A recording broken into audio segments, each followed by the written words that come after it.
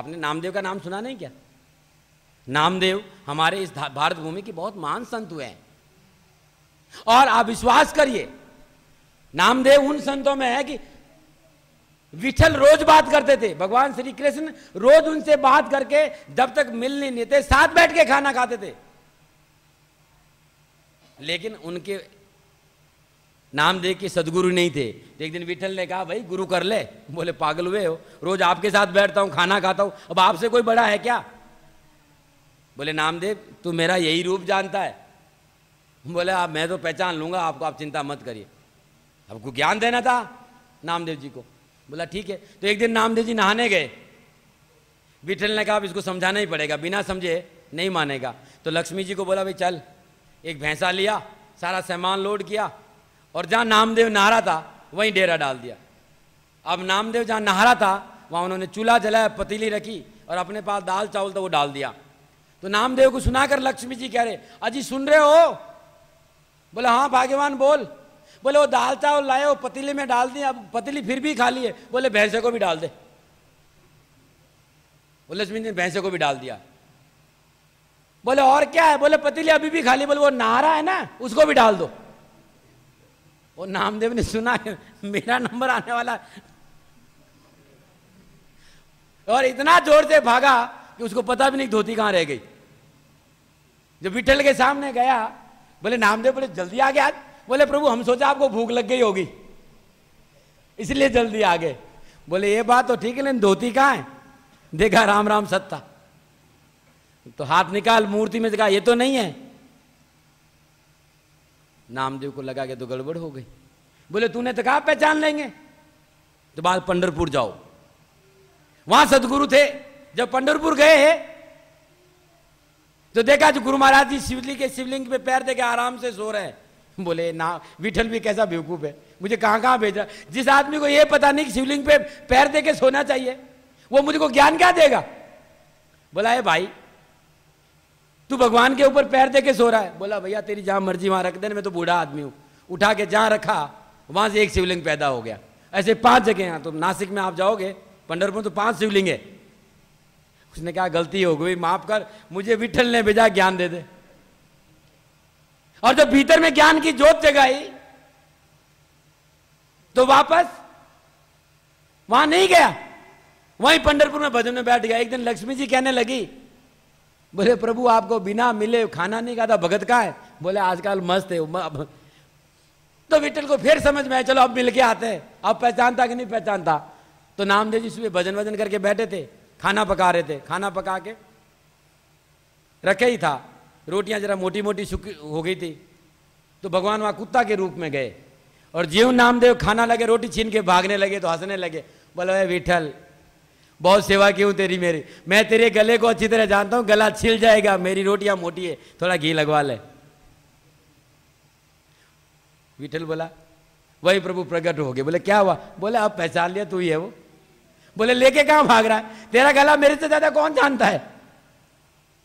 कब पहचाना? जब सदगुरु ने वो आंख, यदि वो आंख आपके पास में है तो विश्वास मानिए, आपसे बड़ा सौभाग्यशाली ने कोई नहीं हो सकता। और मनुष्य जीवन पाकर यदि उस आंख से अपन वंचित रह गए तो हमसे बड़ा दुर्भाग्यशाली कोई नहीं रहेगा। क्योंकि देखिए ना, ये तो सच्ची मित्रता है, कोई ज्ञान नहीं, कोई भक्ति या बड़ा साधुता और गुरु की बात नहीं। एकांत बैठकर एक बार सोचे न कि जिस चीज की वजह से इस संसार में आप मौजूद है, कभी उसको देखा? जिस चीज की वजह से दुनिया तुम्हें हाय हलो करती है, बीवी कह रहे मेरे पति है, पति कह रहे मेरी पत्नी है, कोई कहता है मेरा बेटा है, कोई कहता है मेरा भाई है, और वो निकल जाए तो हाँ बोले जल्दी करो भाई लेट हो रही है। और ऐसे अचानक भूख में मौत लग जाए, पहले खाना खाते बाद में लोग रोते हैं। मैंने एक केस कई बार देखे हैं। बोले भाई ये तो मर गया, मैं भूखे थोड़ी रहूंगी।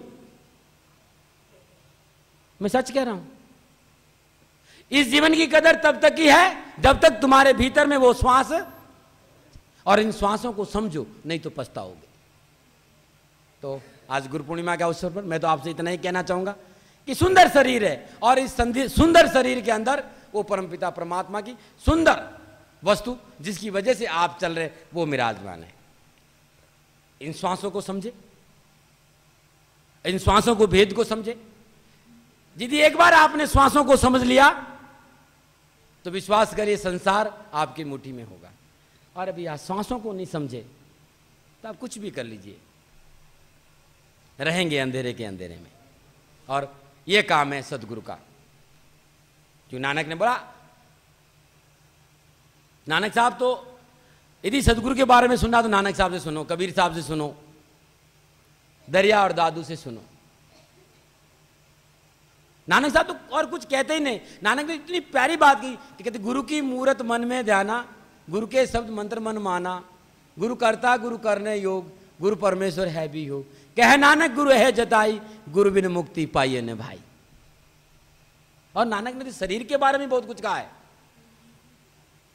किलक 84 भ्रम दिया मानव जन्म पायो, कह नानक अब नाम संभाल 100 दिन नेड़ो आयो। और लग 84 भरमत भरमत पौपे पटका आए, और अब की पासा नहीं पड़े तो फिर 84 ये मौका मिला है, ये सुंदर जीवन मिला है। और इस सुंदर जीवनों को पाकर उस जीवनी शक्ति का एक बार हमें बोध हो जाए तो हम जीते जी उस परमानंद और इस जीवन से मुक्त हो जाएंगे। सबको बहुत बहुत गुरु पूर्णिमा की बधाई। मुझे इतना ही कहना था। सबको मेरा आशीर्वाद। परमात्मा तुम्हें सुखी और चैन से रखें। हाँ, हमेशा तुम्हारे जीवन में ये चांद उगा रहे और तुम हमेशा उजाले में रहो। इन्हीं आशाओं के साथ सबको मेरा आशीर्वाद। धन्यवाद।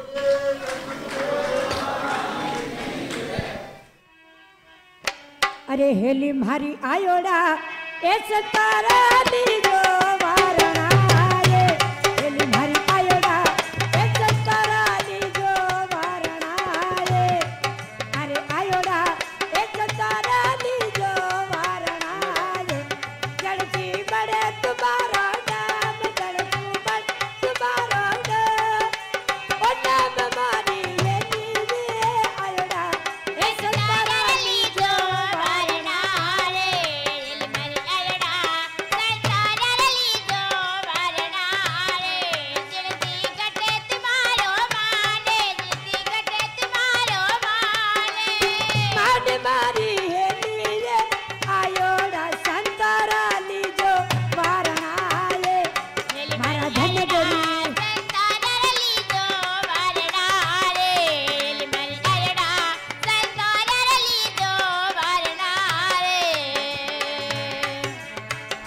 हेली मारी नुगरा मानसरी संगति नहीं करो ये।